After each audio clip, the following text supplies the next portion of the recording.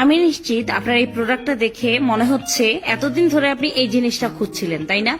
অবশ্যই আমরা যারা গৃহিণী আমাদের মনের মধ্যে সবসময় কাজ করতো রান্নাঘরের গরমে বসে না করে ডাইনিং টেবিলে বসে একটু সুন্দরভাবে কুটা বাছা করতে পারতাম, কিন্তু ডাইনিং টেবিলটা নষ্ট না হতো। রুটি বানানোটা ডাইনিং টেবিলের উপরে ফ্যানের নিচে বসে সুন্দর মতো করতে পারতাম, কিন্তু এটা নোংরা না হতো, ডাইনিং টেবিলটা যেন নোংরা না হতো, ক্লিন থাকতো। তো এই অপশনের জন্য আমরা নিয়ে এসেছি স্টেনলেস স্টিলের চপিং বোর্ড।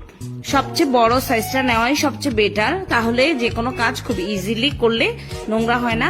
প্লাস্টিকের চপিং বোর্ড থেকে যে কাটাকাটি করলে ফাইবার উঠে আসে, যেটা আমাদের জন্য ক্ষতিকর। কাঠের চপিং বোর্ড ভালো হলেও এটা পরিষ্কার করাটা একটু কষ্টকর। ভিডিওতে দেখুন খুব ইজিলি ক্লিন করে ফেলা যাচ্ছে স্টেনলেস স্টিলের চপিং বোর্ডটা। আর কুটা বাচ্চা থেকে শুরু করে যে কোনো রান্না সংক্রান্ত যে কোনো কাজ খুব সুন্দরভাবে চপিং বোর্ডের মধ্যে করে ফেলা যায়।